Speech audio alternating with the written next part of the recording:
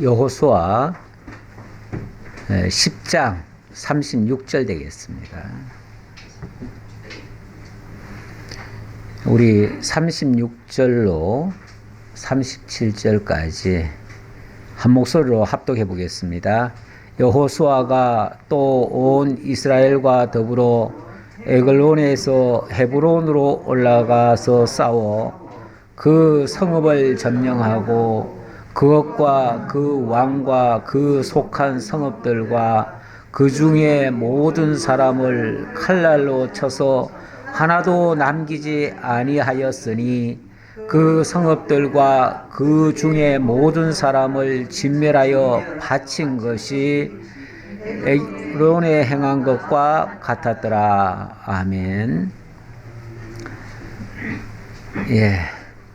그 성읍을 점령하고 그 중에 모든 사람을 칼날로 쳐서 하나님 앞에 바친 것, 이렇게 표현하네요. 이 전쟁은 하나님께 바치는 전쟁입니다. 우리 힘으로, 내 힘으로 하는 게 아니라 하나님의 힘으로 하는 그러한 전쟁입니다. 이 전쟁 너무 간단하게 적혀 있어가지고 너무 쉽게 생각하기가 쉽습니다. 근데 사실은 그 과정은 결코 쉬운 것은 아니었어요. 오죽하면 여호수아가 이런 광경을 맞이하면서 사실 주저하고 두려워 떨었습니다. 하나님께서 다시금 나타나셔서 두려워하지 말라, 내가 너와 함께 하겠다, 이런 식으로 말씀하시니까 또 힘을 내서 싸우고 한 거지, 사실 여호수아의 힘과 능력으로, 자기 의지로 이것들을 이기지는 못했습니다. 우리 하나님께서 약속하신 땅인데 그 약속하신 땅을 믿음으로 밟아 나가는 그런 장면들입니다. 우리 하나님께서 사실 우리에게도 미래가 불투명하고 우리가 확실치는 않지만 그래도 분명히 승리케 하신다고 하는 이 약속만큼은 우리에게 주어진 줄로 압니다. 그래서 우리가 그거 믿고 당장은 눈앞에 안 보이지만 우리 하나님께서 반드시 우리와 함께 하시며 이기게 하신다라는 생각에서 그 어떤 대적도 두려워하지 않고 그것들을 맞서 싸우며 또 온전히 승리해서 하나님께 바쳐드리는, 이게 하나님의 영광을 위한 전쟁입니다. 나는 그 하나님의 영광에 참여해서 하나님의 영광을 보는 겁니다. 우리는 하나님의 모든 일에 참여해서 그것을 영광을 보게 하시려고 하나님이 보여주신 것이지, 내가 헤쳐서 이겨내고 승리하는 게 아닙니다. 자, 그 사실을 기억하시면서 오늘 본문을 보도록 하겠습니다. 전쟁이 이제 본격적으로 시작됐죠? 본격적으로 시작됐는데, 그 전에 이제 기본 전쟁이 일단 먼저 터졌죠? 기본 전쟁은 뭐 전쟁을 하려고 한 게 아닙니다. 기본이 미리 겁을 먹고 여호수아를 찾아와가지고 조약을 맺었어요. 조약을 맺으니까 그 주변 나라들, 예루살렘 왕을 비롯한 그 주변의 왕들이 우리 이대로 있다가는 저 이스라엘에게 다 망할 수밖에 없다. 특히 그동안 우리와 함께 하던 기브온 족속이 저쪽에다가 먼저 투항을 했잖아요. 그리고 조약을 맺었으니 이제 이스라엘을 감당하기도 어렵지만 기브온, 자기들 곁에서 가장 큰 성처럼, 왕도처럼 그렇게 큰 기브온 성이 그쪽으로 넘어갔다고 하는 것은 자기네들에게 당장 위협이에요. 그래서 이스라엘을 치기 전에 기브온부터 먼저 쳐야 된다고 생각을 해서, 그래서 기브온을 치기로 결심을 하고 혼자는 안 되겠기에 5대 연합군을 만들어 가지고 그렇게 했어요. 근데 이게 이제 저들의 악수였죠. 그들이 5개가 연합을 해가지고 한꺼번에 쳐들어오니까 한꺼번에 망하는 거예요. 한꺼번에. 그렇게 망하니까 그 다음은 뭐 다 추풍낙엽입니다. 그 5개 연합군은 그래도 싸울만한 그런 군대들 아니겠어요? 아주 그들은 정예군들이죠. 정예군들인데 나머지는 정예군들이 아니에요. 어찌 보면 주변의 작은 그 성들은요, 그 5개 연합군에 비하면은 보잘것 없어요. 그래서 5개 연합군이 일단 이스라엘과 부딪혀가지고 그들이 막 패배를 당하니까 그 주변 나라들은 야, 우리 좀 도와줘라. 우리가 지금 위기다. 빨리 좀 도와달라 하니까 도와주러 왔다가 다 진멸당하는 거예요. 악한 자를 편들면 그 악한 자가 무너질 때 함께 무너집니다. 우리가 판단을 잘해야 돼요. 지혜로워야 돼요. 악에게는 참여하면 안 돼요. 어떤 경우에도. 차라리 가만히 있는 게 나아요. 가만히 있는 게 낫지. 악에는 참여할 일이 아닙니다. 어떤 경우에도. 우리 믿음의 사람들은 참 분별력이 그래서 남들보다도 더 나아야 됩니다. 세상을 보는 눈도 하나님의 기준에서 정말 객관적으로 봐야 되고요. 우리가 함부로 판단하거나 내 생각대로 이렇게 행동하면 세상이 무너질 때 함께 무너집니다. 악한 자가 무너질 때 함께 무너져요. 그래서 어떤 경우에도 악의 편에서는 설 수가 없습니다. 하나님의 의의 편에 서야겠죠. 자, 지금 여기 지금 오늘 열거되는 헤브론 드빌 그 이전에도요, 라기스, 게셀, 또 에글론, 이런 성들도 있죠? 그러니까 5개 연합국 말고, 막게다부터 시작해가지고, 막게다, 림나, 라기스, 게셀, 에글론, 이런 왕들이 전부 다 그 5개 연합군을 도와주려고 올라왔다가 그들도 다 진멸당해요. 악한 자들을 돕다가 함께 망하는 거예요. 함께. 그러니까 이스라엘 입장에서는요. 자, 이스라엘 입장에서 한번 생각을 해볼게요. 이스라엘은 이들을 지금 칠 생각을 지금 했습니까? 안 했어요. 물론 기회는 봤지요. 언젠가 하나님이 이 땅을 너희들이 발로 밟으면 너희 땅이 되리라 말씀을 하셨어요. 그래서 하나님이 언제 길 열어주라 하고 기다리고 있었던 중이에요. 그런데 이 5개 연합군이 자기네들이 먼저 선수를 친 거 아닙니까? 이스라엘을 치겠다고. 선수 치다가 한순간에 다 날아가는 거예요. 그리고 그 주변의 작은 성들은 그 5개 연합군을 도와주려다가 다 같이 망하는 거예요. 이쪽 지역이 전체적으로 지금 열거하는 곳이 어디냐면 남부 지역입니다. 남부 지역. 지도를 보시면은 이 전체로 봤을 때, 전체 이 가나안 지역에서 봤을 때 요 아래 지역이다 그 말이죠. 남부 지역. 여기인데, 자, 일단은 가나안 정복 전쟁 지금 하러 들어갔다가 여리고, 아이, 그리고 이제 길갈에 다시 와서 여기 쉬고 있는 중인데 예루살렘 왕이 기브온을 친 거예요. 기브온을 치니까 기브온에서 빨리 좀 우리를 도와달라고 SOS를 치니까 이스라엘이 이쪽으로 들어가가지고 기브온을 치기 전에 예루살렘을 맞닥뜨려가지고 전쟁을 한 겁니다. 그렇게 해서 예루살렘을 비롯한 5개 연합군, 그들을 물리친 거죠. 그렇게 해서 요 예루살렘부터 시작해가지고 야르뭇, 아세가, 라기스, 에글론, 막게다, 뭐 드빌 이쪽을 다 점령하는 거예요. 남쪽에 헤브론까지 다 점령을 하는 거예요. 자, 그렇게 하는 것이다 라고 말씀드리고요. 자, 36절은 여호수아가 또 온 이스라엘과 더불어 에글론에서 헤블론으로 올라가서 에글론에서 헤브론으로 올라가서, 그러니까 이쪽을 다 치고 이렇게 온 거죠. 올라가서 그 성읍을 점령하고 그것과 그 왕과 그 속한 성읍들과 그 중에 모든 사람을 칼날로 쳐서 하나도 남기지 아니하였으니, 온전한 승리를 지금 이야기한 겁니다.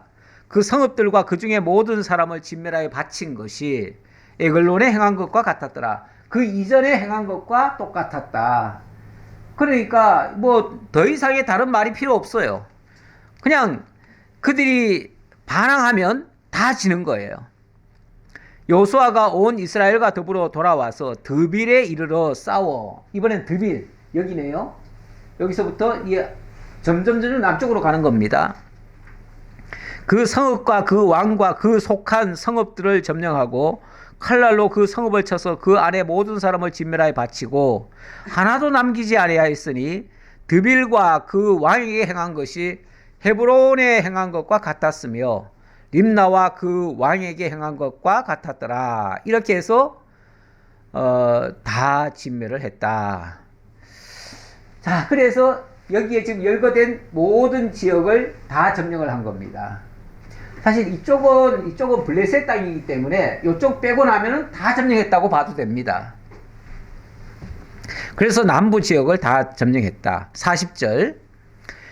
그렇게 해서 점령한 그 전체 땅을 다시 한번 확인하고 그 경계를 소개하는 장면입니다. 이와 같이 여호수아가 그 온 땅, 그 산지와 내겝과 평지와 경사지와 그 모든 왕을 쳐서 하나도 남기지 아니하고 호흡이 있는 모든 자는 다 진멸하여 바쳤으니, 이스라엘의 하나님 여호와께서 명령하신 것과 같았더라. 자, 여기 표현이 다 진멸하여 하나님께 바쳤다. 그리고 그것은 하나님 여호와께서 명령하신 것과 같았다. 이 말을 해요. 그러니까 여호수아가 자기 임의로 했다는 것이 아니고 하나님께서 말씀하신 것을 쳤다, 그 말이죠. 그러니까 아마 그 치는 과정에도 그들이 표면적으로 보면 그들이 쳐들어온 것 같았지만 하나님께서 그들로 하여금 준동하게 만들고 하나님이 그들을 치게 만들고 거기에 하나님이 다 역사를 하셨다, 그 말이에요. 그래서 하나님이 말씀하신 것과 그대로 똑같이 됐다. 그리고 나서는 온전히 그것을 하나님께 바쳤다라고 얘기를 하잖아요. 바쳤다.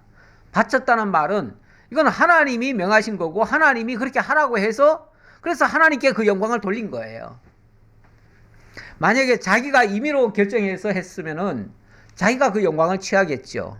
그런데 하나님께서 명하셨기 때문에 하나님께 영광을 돌린 것이다. 여호수아가 또 가데스 바네아에서 가사까지와 온 고센 땅을 기브온에 이르기까지 치매, 이스라엘의 하나님 여호와께서 이스라엘을 위하여 싸우셨으므로 여호수아가 이 모든 왕들과 그들의 땅을 단번에 빼앗으니라. 단번에 빼앗으니라. 사실 얼마나 걱정을 많이 했겠어요. 점령하라고는 했지만은 솔직히 막막하잖아요.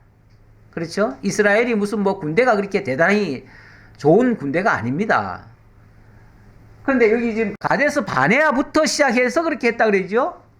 가데스 바네아가 어디입니까? 가데스 바네아가 사실은 요 밑에예요. 여기쯤이에요. 여기쯤이라고 봅시다. 여기가 일찍이 애굽에서 고센 땅에서 나와가지고 홍해를 건너고 또 광야를 지나서 제일 먼저 도착한 데가 어디냐면 가데스 바네아예요. 그러면 가데스 바네아에서 여기가 그때 바로 올라왔으면 뭐가 되죠? 그러면 바로 점령할 일이에요. 여기서 여기 오는 거는요 얼마 걸리지도 않아요. 그런데 이거를 지금 40년이 걸렸잖아요. 40년. 그렇죠? 요 가데스 바네아에 갔다가 거기서 믿음을 못 써서 그때 실패한 경험이 뭐냐면은 믿질 못했어요. 하나님의 약속의 말씀을 못 믿었어요. 근데 그때도 12명의 정탐꾼을 보냈는데 10명이 못 믿었는데 그래도 그때 2명은 믿었어요. 여호수아와 갈렙. 그 두 사람이 이 사실을 믿었고 하나님께서 그래서 내가 이 땅은 반드시 너희 두 사람에게 주겠다 그랬어요. 그래서 지금 40년이 지난 다음에 딱 여기까지 도착한 사람들이 누굽니까? 1세대 사람들은 다 죽었어요, 사실은. 다 죽었고 딱 두 사람이 남았는데 여호수아와 갈렙입니다. 그렇죠? 여호수아와 갈렙이 쉽게 말하면 여기서 한 바퀴를 삥 돌아가지고 이렇게 해가지고 이렇게 해서 이렇게 왔잖아요. 그렇죠? 이게 40년 걸렸어요. 40년 걸리면서 마침내 도착해서 여기를 다 점령한 두 사람이 바로 여호수아와 갈렙이에요. 그러니까 하나님이 약속한 것이 40년 만에 이루어진 거예요. 그런데 기가 막히게 하나님이 말씀하셨던 그 두 사람, 믿음으로 우리는 들어가면 그들은 우리의 밥이라, 들어가면 된다 라고 믿었던 두 사람은 여기를 결국은 들어왔어요. 그런데 그때 믿지 못했던 모든 사람은 다 죽었어요. 한 사람도 남김없이 다 죽었어요. 그러니 이 땅은 여호수아가 쳐서 이겼다라고 말할 수가 없고 하나님이 믿음으로 정복하게 하신 땅이다, 이렇게밖에는 얘기할 수가 없어요. 나중에 이 갈렙이 사실은 여기 지금은 뭐 한 사람은 남김없이 다 죽였다고 하지만 나중에 보면요, 이 헤브론이나 이쪽이 아직 산지 같은 데는 많이 남아 있어요. 그러니까 성은 다 점령했는지 몰라도 구석구석이 점령 못한 데가 꽤 많아요. 그거를 나중에 보면 이 갈렙이 이 땅은 하나님이 나에게 주시기로 한 것입니다. 그러니 이 땅을 내게 주소서, 이렇게 얘기하지요. 이 산지를 내게 주소서. 그 유명한 그 기도 있죠. 결국 하나님이 그 약속하신 땅을 내게 주소서, 그 말이에요. 그리고 실제로 그 땅을 주셔요. 예.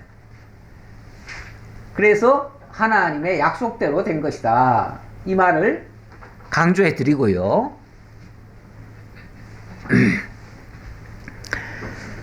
자, 그러니 이 얘기를 다시 하잖아요. 왜요? 믿음 없이는 절대로 못 들어오는 땅이야. 가데스 바네아에서 너희들 믿음 없어서 여기까지 못 왔던 거야, 지금까지. 근데 이제는 너희가 믿음으로 들어오니까 되지? 이건 믿음으로 정복한 땅이야 라고 설명하려고 다시 가데스 바네아부터 해가지고 뭐 온 가사 고센 땅 이렇게까지 다 얘기를 해요. 지나온 역사를 다 얘기해요. 지나온 역사가 하나님을 깨우쳐 주기 위한 아주 소중한 자료들입니다. 저는 그래서 역사의 중요성을 늘 강조하고 싶어요. 올해가 을사년이라고 뭐 언론에 보니까 되게 좋은 것처럼 얘기하던데, 우리나라 을사년에요. 굉장히 불행한 일들이 있었어요. 그렇죠? 무슨 일이 있었나요? 그렇죠. 을사조약이라고 말하면 아주 신사적으로 얘기한 거고요. 을사늑약. 예, 조약이라고 하는 거는 쌍방간에 아주 좋은 대등한 관계에서 약속을 하는 것을 조약이라고 하고, 늑약이라고 하는 것은 일방적으로 한쪽에서 이렇게 해가지고 맺는 거를 늑약이라고 그래요. 우리나라가 일본하고 을사년에 그 조약을 맺었어요. 맺어가지고 우리나라 국권이 완전히 침탈을 당한 그런 해입니다. 뭐 청사, 그러니까 이제 푸른 뱀의 해라고 해가지고 무슨 뭐 풍요니 뭐 지혜니 뭐 이런 얘기를 하더라고요. 좌우간 지혜가 필요한 때이기는 합니다. 그런데 보니까 우리나라에서 원래 우리나라 독립운동가들, 안중근 뭐 이런 사람들 다 뺐더라고요. 독립운동가들 목록에서 다 뺐어요.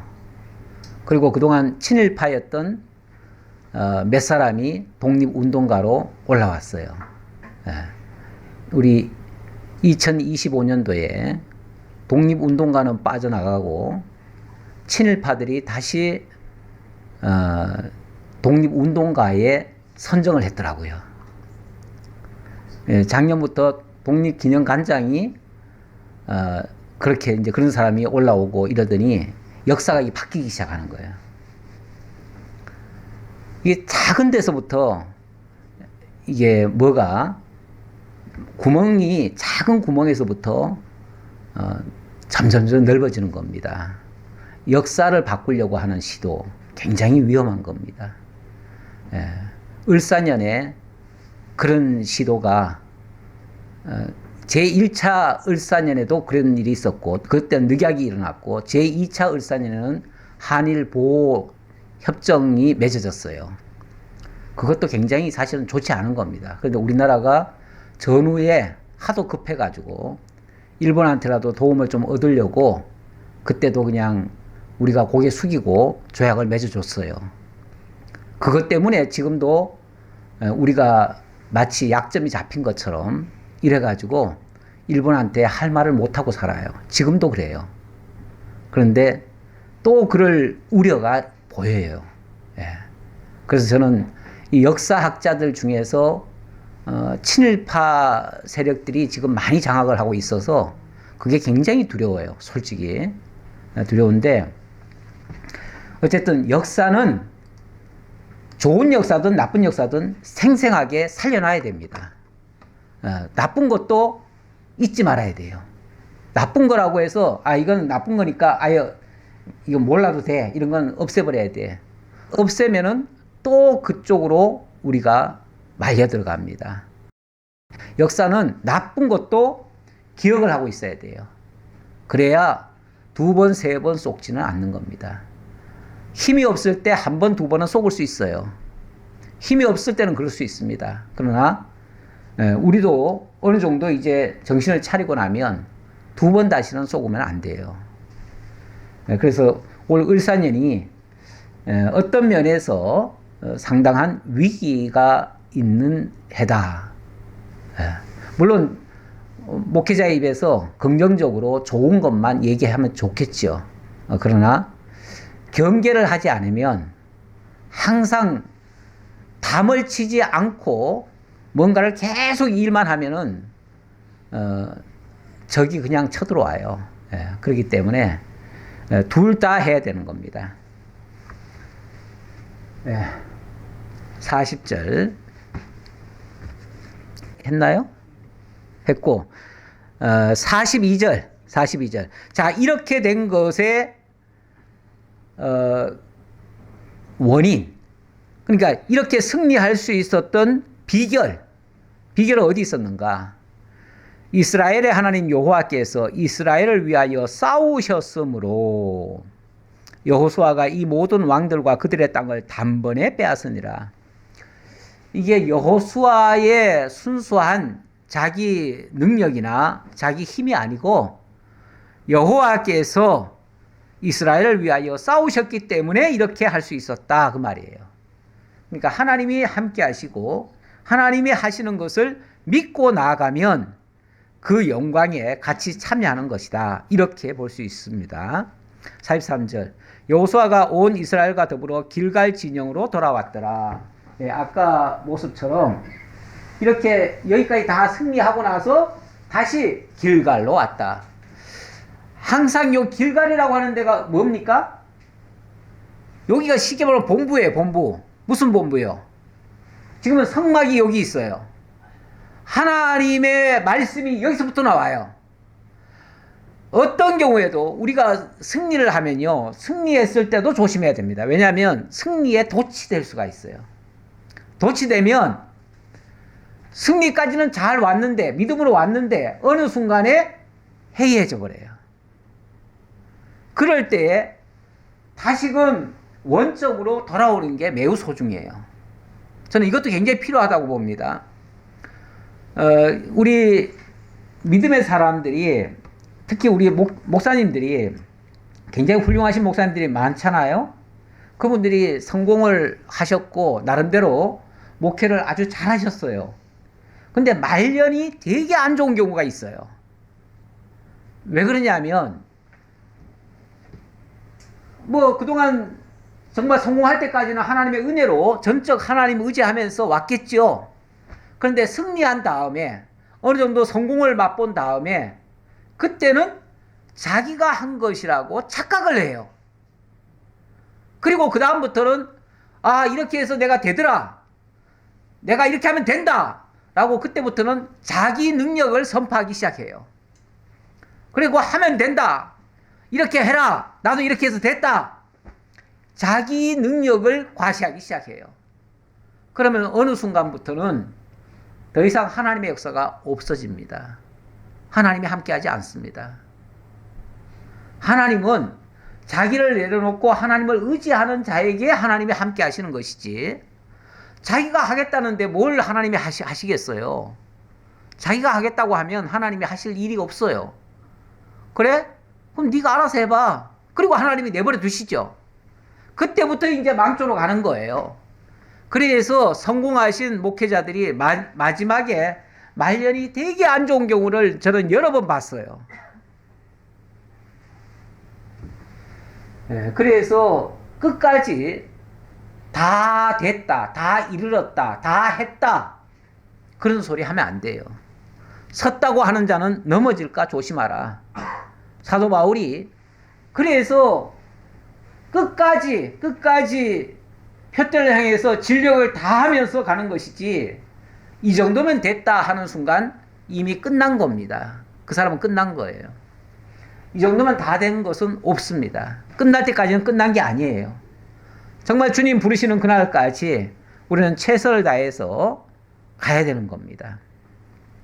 이렇게 하신 것이 여기는 물론 여호와께서 이스라엘을 위하여 싸우셨으므로 이렇게 얘기하지만 하나님이 자기 이름을 위하여예요. 왜냐하면 자기 이름으로 이 땅을 주시겠다고 약속을 했잖아요. 그 약속하신 것을 당신이 이루어졌기 때문에 결국은 자기 이름을 위하여 이스라엘을 위해서 싸우신 것이다. 그러니까 자기 이름을 드러내시려고 이스라엘을 위하여 싸우신 것이다. 이렇게 말해야 맞겠죠. 그래서 사실 뭐 하나님을 위하여 이스라엘을 위하여 이게 뭐 다른 말이 아니에요. 그 다윗이 전쟁 나갈 때 보면 군사들이 늘 외치는 말이 있어요. 여호와를 위하여 다윗을 위하여 이 말을 같이 외쳤거든요. 다윗을 위하는 게 곧 하나님을 위하는 것이고 하나님을 위하는 게 다윗을 위하는 거예요. 우리는 하나님 편에 있을 때에 하나님을 위하는 일이 곧 우리를 위하는 것이 돼요. 그런데 하나님 빼놓고 나를 위하여 우리를 위하여 이래버리면은 그거는 하나님 배제하는 것이죠. 하나님을 위하는 게 아니죠. 이런 관계성을 좀 생각하고 그래서 항상 하나님께로 돌이키는 것이 중요하다. 어떤 경우에도 승리했다고 자고할 게 아니고 승리했어도 하나님께로 다시 돌아와서 하나님의 다음 명령을 받아서 하나님의 뜻을 또 수행해 가는 것이 매우 중요하다. 이 말씀을 드립니다. 이게 일종의 전열을 다시 가다듬는 것도 되고요. 승리에 취하는 것도 아니고요. 늘 깨어있는 자세. 자, 11장으로 넘어갑니다. 11장은 북부 지역에서의 승리입니다. 북부 지역. 북부 지역과의 또 전쟁이 또 벌어지는데, 북부 지역도 마찬가지예요. 우리 하나님이 하시는 방식이 뭐 약간 유사해요. 다 유사해요. 물론, 매번 그 케이스마다 다르긴 다르지만은, 그러나 큰 틀에서는 비슷해요. 자, 북쪽과는 어떻게 전쟁을 하게 됐는가? 북쪽도 여호수아가 먼저 점령해 들어간 게 아니에요. 자세히 보세요. 여기서 먼저 점령해 들어가지 않았어요. 그런데 북쪽에서 지레 겁먹고 자기네들이 또 힘을 합쳐서 먼저 이스라엘을 치네요. 그렇게 해요. 근데 이렇게 하면 쉽게 말하면 성공을 당하는 거 아닙니까? 그렇죠? 먼저 공격을 당하니까 당하는 입장에서는 우리가 이러다 큰일 났네? 위기다? 이렇게 생각할 수 있지만 아니에요. 항상 말씀드리지만 그런 위기는요. 기회예요. 정말 하나님의 영광을 볼 수 있는 기회예요. 그래서 어떤 위협도 절대 우리에게 위기로만 다가오지 않아요. 위기는 곧 기회예요. 그 과정에서 하나님이 하시는 것을 볼 수만 있다면, 요 단서가 있겠죠. 하나님이 하신다는 것을 알고 믿는다면 이거는 기회예요. 그래서 우리 믿는 사람에게는 어떤 위협도 더 이상 위협이 아니고 하나님이 주신 좋은 기회다, 이렇게 생각할 수 있다는 것을 또 엿볼 수가 있습니다. 11장 1절입니다. 하솔 왕 야빈이 이 소식을 듣고 마돈 왕 요박과 시므론 왕과 악삽 왕과 및 북쪽 산지와 긴네롯 남쪽 아라바와 평지와 서쪽 돌의 높은 곳에 있는 왕들과 동쪽과 서쪽의 가나안 족속과 아모리 족속과 헷 족속과 브리스 족속과 산지의 여부수 족속과 미스바 땅 헤르몬산 아래 히위 족속에게 사람을 보내매. 자, 지금 내가 몇 개 그 성읍인지 지금 정확히 못 헤아렸어요. 못 헤아렸는데 좋기 10개는 넘겠죠? 10개는 넘어요. 쉽게 말하면 지난번에 남쪽에서 뭐 했죠? 남쪽에서 5개 연합군을 지어가지고 쳤는데 못 이겼잖아요. 그렇죠? 이스라엘을 감당을 못했어요. 그러니까 이 북쪽의 하솔 왕이 생각할 때는 야, 이거 5개 연합국으로도 안 되는구나. 그럼 어떻게 해야 되겠어요? 10개고 20개고 우리 주변에 있는 걸 모두 다 합쳐야 되겠다. 그래서 이번에는 한꺼번에 그냥 우리가 힘을 더 세게 해가지고 그렇게 해서 무찔러야 되겠다, 이렇게 판단을 한 거예요.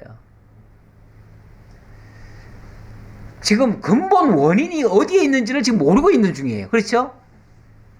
모르고 있는 거예요. 지금 그들에게는 여호수아가 지금 그 힘을 가지고 지금 싸워 이긴 게 아니에요. 여호수아 뒤에는 하나님이 계셔요. 근데 그 하나님을 못 보니까 여호수아만 생각을 한 거예요. 여호수아만 생각하니까 여호수아 군대가 이 정도인데 지금 남쪽에 5개 연합군이 함께 해도 안 됐어? 그러면 이만큼을 해야 되겠네? 라고 판단을 한 거예요. 계산은 잘했는지 모르겠으나, 수학은 좋았는지 모르겠으나, 그러나 절대적으로, 자, 이번에는 쉽게 말하면 이게 하솔왕 여기인데요. 여기서부터 시작해가지고 이 주변에 있는 이쪽 나라들이, 이쪽의 성들이 다 힘을 합친 거예요. 다 힘을 합쳤어. 그래가지고 결국은 이스라엘 군대는 사실 여기 거리가 멀기 때문에 여기까지 칠 생각을 안 해요. 지금 아직까지 전혀 준비가 안 됐어요. 준비가 안 됐는데 이들이 먼저 공격을 해오는 거예요. 그래도 참 이스라엘은 어떤 면에서 이게 이제 가나안 정복 전쟁 아닙니까? 정복 전쟁. 하나님이 일단은 이들을 다 점령해라. 이 땅은 내가 너에게 주었다. 라고 하지만은, 그래서 그들과는 타협도 하지 말고 뭐 이렇게 해라 했지만은 무자비하게 그냥 들어가자마자 그들을 다 쓸어버려라, 이렇게 말씀하신 적은 없어요.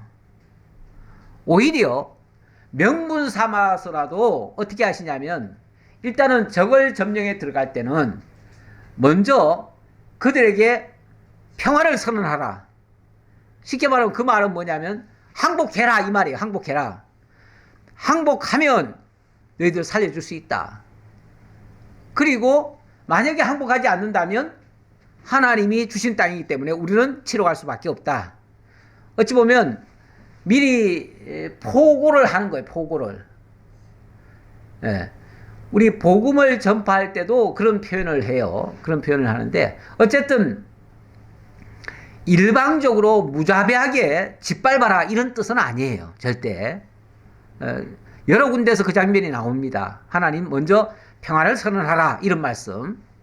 예, 그런 말씀이 있는데, 어쨌든 이스라엘은 여기가 하나님이 주신 약속의 땅이긴 하지만, 그러나 그들에게 미리 선언을 하고 들어가요. 들어갈 때는 그래요. 그런데 이들이 먼저 쳐들어오면 그럴 새도 없죠. 그럴 새도 없고, 그때는 정말로 무자비하게 짓밟을 수밖에 없어요. 아까 그랬잖아요.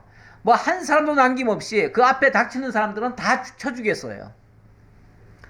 이렇게 할 수밖에 없어요. 이미 그쪽에서 지금 칼을 들고 먼저 쳐들어온 거 아닙니까? 그렇죠? 쳐들어왔으면 그들을 완전히 진멸해야 되는 거예요. 일단 전쟁이라고 하는 거는요, 제가 몇 차례 얘기했지만 전쟁은 일단은 일어났다면요, 거기서는 자비와 관용을 베푸는 게 아닙니다. 전쟁에서는 자비와 관용이 없어요.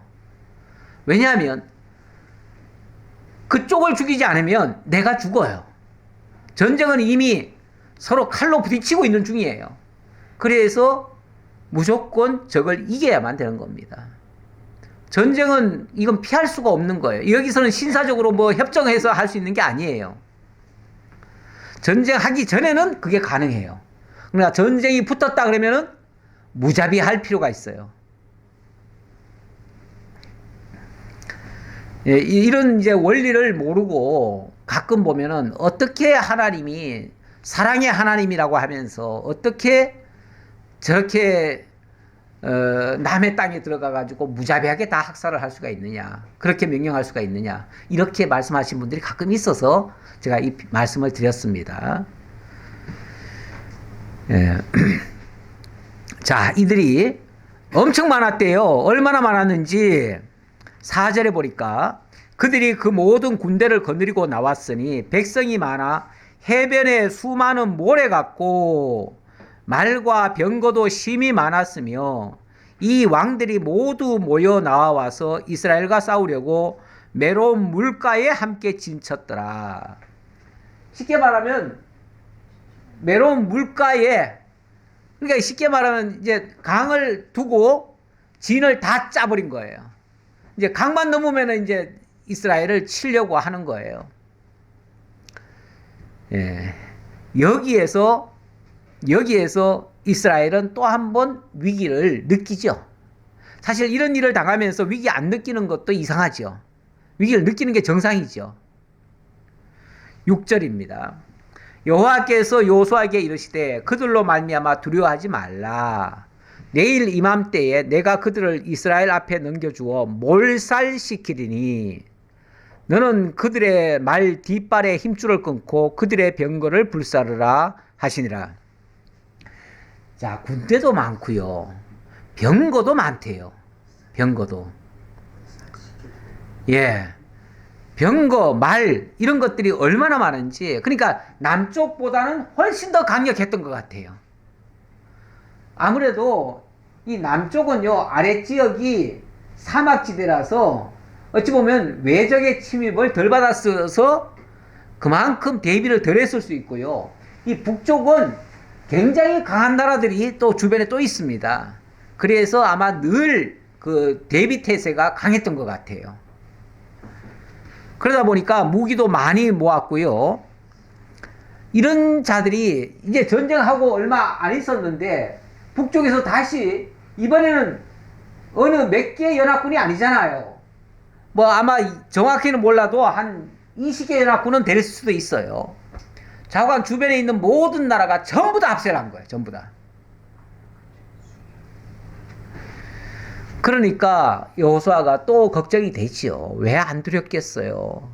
그러니까 하나님이 그럴 때에 두려워하지 말라 이렇게 얘기를 하는 거죠. 그러니까 두려워하지 말라 하면요, 두려워하고 있다는 뜻이에요. 예. 그러면서 두려워하지 않게 하시려고 하나님이 이렇게도 약속을 하셔요. 내일 이맘때에 내가 그들을 이스라엘 앞에 넘겨주어, 내가 내일 이맘때면 뭐 24시간 내에 쉽게 말하면 저 적들을 너희들 앞에 무릎 꿇릴 거다 이 말이에요. 넘겨주어 몰살시키리니 너는 그들의 말 뒷발에 힘줄을 끊고 그들의 병거를 불사르라. 자, 내가 그들을 너희 앞에다 다 무릎 꿇려 버릴 테니까 그 다음 단계, 쉽게 말하면 그 말들의 힘줄을, 말 뒷발에 힘줄을 끊고 병거를 불사르는 일은 너희들이 해 그 말이죠. 그들이 할 것도 좀 남겨놔야죠. 그래야 그 하나님의 영광을 깨닫고 찬양하겠죠. 네. 하나님이 그냥 지난번처럼 우박으로만 다 쳐버리면은, 그러면은 뭐 자기네들이 아무것도 할 게 없잖아요. 하나님이 일할 것도 남겨놔요. 남겨놔가지고 그 일을 하게 하는데 결코 그 일을 하더라도 자기들이 했다고는 말 못하게 만드시는 거죠. 이에 여호수아가 모든 군사와 함께 메론 물가에 가서 갑자기 습격할 때에 그러니까 이 약속을 하니까 이게 24시간 안에 한다고 그랬잖아요. 내일 이맘때라고 했으니까. 그러니까 이걸 지체할 수가 없어요. 여호수아는 이 말씀을 듣는 순간 바로 움직인 겁니다. 쉽게 말하면 바로 움직인 거예요. 그래서 여기서부터 여기까지 그냥 밤사이에 그냥 가버렸어요. 보통은 이런 보고가 들어오면 아마 뭐 준비하고 뭐 하고 시간 많이 끌 거예요. 그렇지 않겠어요? 그런데 하나님의 명이라고 생각하면 시간 끄는 게 의미가 없어요. 우리가 계획하고 작전 짜고 이런 것도 별 의미가 없어요. 그럴 필요가 없지요. 그게 확실하다면, 하나님의 약속이 틀림없고 하나님의 말씀이 틀림없다면 그냥 믿고 나가는 거죠. 그래서 밤새도록 아마 간 것 같아요. 그렇게 해가지고 습격하니까 어이없게 그들은 그렇게 엄청나게 많은 무리가 지어가지고 진짜 뭐 해변에 모래알 같이 그렇게 많은 군대고 또 거기에 어마어마한 장비를 갖췄지만 그들이 어떻게 됐는가? 8절 보니까 여호와께서 그들을 이스라엘 손에 넘겨주셨기 때문에 그들을 격파하고 큰 시돈과 미스르봇 마임까지 추격하고 동쪽으로는 미스바 골짜기까지 추격하여 한 사람도 남기지 아니하고 쳐 죽이고 이 서쪽으로는 시돈까지 동쪽으로는 미스바 계곡까지 이렇게 쳤다 그 말이에요. 그렇죠? 그러니까 여기서부터 쳤는데 저 위에까지. 그러니까 괜히 모아가지고 내려왔는데 하루도 안 돼가지고 다 쫓겨가 버린 거예요. 쫓겨가 버리고 쫓겨가지 않은 사람들은 또 다 죽임당하고 이렇게 됐다는 거죠. 그리고 나서 여호수아가 여호와께서 자기에게 명령하신 대로 행하여 그들의 말 뒷발에 힘줄을 끊고 그들의 병거를 불로 살랐더라. 이 역시 하나님의 말씀에 철두철미하게 순복했다고 하는 말씀입니다. 자, 그리고 이제 하솔과의 전쟁을 이렇게 해서 승리했잖아요. 그러면 도대체 이 하솔이 어떤 존재였던가? 아유, 뭐 이스라엘 싸워보니까 별거 없네? 아무것도 아니네? 혹시 이렇게 생각할 수 있잖아요. 그렇게 생각하면 또 안 되잖아요. 그렇죠? 안 되잖아요. 그래서 우리 하나님이 그 하솔이 어떤 데인지 알아? 하고 설명해 주는 장면이에요. 하솔은 본래 그 모든 나라의 머리였더니 그러니까 이 가나안 전체에서 여기가 뭐라고요? 머리였대, 머리. 이스라엘 그 가나안 땅 전체를 호령하던 가장 강한 나라가 하솔이었다는 거예요. 그때 여호수아가 돌아와서 하솔을 취하고 그 왕을 칼날로 쳐 죽이고 그 가운데 모든 사람을 칼날로 쳐서 진멸하여 호흡이 있는 자는 하나도 남기지 아니하였고 또 하솔을 불로 살랐고 이 하솔이 대표이기 때문에 그 하솔 성은 아예 다 불살라 버렸다. 그리고 그 왕까지도 다 죽였다. 그리고 거기에 있는 사람은 모두 다 진멸을 시켰다. 이렇게 얘기를 합니다. 여호수아가 또 그 왕들의 모든 성읍과 그 모든 왕을 붙잡아 칼날로 쳐서 진멸하여 바쳤으니 여호와의 종 모세가 명령한 것과 같이 하였으되. 자, 이렇게 한 것이 뭐처럼 됐다고요? 여호와께서 일찍이 모세에게 말씀하신 그대로 순종한 것이었다. 그러니까 사실 우리 하나님이 일찍이 모세에게도 그렇게 말씀하셨고 그리고 여호수아에게도 말씀하셨고 결과는 모세에게 말씀하신 그대로 다 됐더라. 이렇게 얘기를 해요. 모세에게 얘기했다 그러면 40년 전에 얘기한 거 아닙니까? 40년 전에 얘기한 말씀이 그대로 이루어졌어요. 뭐 사실은 그것뿐입니까? 이렇게 해서 이제 다음에 가면은 그 땅 다 점령한 땅이 얼만큼이나 크고 또 그 땅을 또 분배하는 또 장면이 나올 텐데, 그리고 보면요, 일찍이 야곱에게 약속한 그 지역, 그 위치에까지 다 점령하고 차지하게 했다. 이렇게까지 설명이 되어져요. 얼마나 우리 하나님이 정교하게 말씀하시고 말씀대로 이루시는 여호와이신지 알 수 없습니다. 13절, 여호수아가 하솔만 불살랐고 산 위에 세운 성읍들은 이스라엘이 불사르지 아니하였으며, 일단 하솔은 여기 대표적인 성이기 때문에 하나님께 바쳐드려요. 그렇죠. 우리 하나님이 어느 지역이든 첫 번째로 취한 거는 하나님께 바쳐드립니다. 그렇죠? 첫 것은 하나님의 것이에요. 그거는 첫 것을 하나님께 바침으로써 이 모든 일이 하나님으로 말미암아 되어졌다고 하는 신앙 고백과 같은 거예요. 그게 11조와 같은 원리고 똑같은 이치예요. 그리고 이제 결국은 영적으로 말하면 첫 것은 다 하나님의 것이다. 그거는 맏아들로 오실 우리 주 예수 그리스도, 하나님의 것으로 구별되신 우리 주 예수 그리스도가 하나님께 온전히 바쳐짐으로써 나머지가 다 거룩하게 될 것을 가리키는 그런 의미도 함께 담겨져 있습니다. 이 성읍들의 모든 재물과 가축은 이스라엘 자손들이 탈취하고 모든 사람은 칼날로 쳐서 멸하여 호흡이 있는 자는 하나도 남기지 아니하였으니, 여호와께서 그의 종 모세에게 명령하신 것을 모세는 여호수아에게 명령하였고 여호수아는 그대로 행하여 여호와께서 모세에게 명하신 모든 것을 하나도 행하지 아니한 것이 없었더라. 자, 자세히 보세요. 자, 일찍이 여호와께서는 그의 종 모세에게 명하셨고, 모세는 그 내용을 여호수아에게 명령하였고, 여호수아는 또 그 말씀 그대로 수행해서 결과적으로는 여호와께서 모세에게 명령하신 말씀이 하나도 행하지 아니한 것이 없었더라. 다 행했더라. 온전한 순종이 되었더라. 그 말이죠. 우리 성경 말씀이 벌써 하나님이 일찍이 모세에게 말씀하셨고, 사실은 아까도 얘기했듯이 모세에게 말씀하시기 이전에 야곱에게 말씀하셨고, 야곱에게 말씀하시기 전에 아브라함에게 말씀하셨고, 그렇죠? 결국 아브라함에게 약속하신 것이 야곱에게 그대로 계승이 되었고, 야곱에게 언약하신 것이 400년 후에 모세에게 언약이 되어졌고, 모세에게 언약되어진 것이 40년 후에 여호수아에게 이루어졌는데 하나도 빠짐없이 그대로 다 수행이 되어졌다. 얼마나 놀라운 일이냐 그 말이죠. 그걸 여호수아가 했다고요?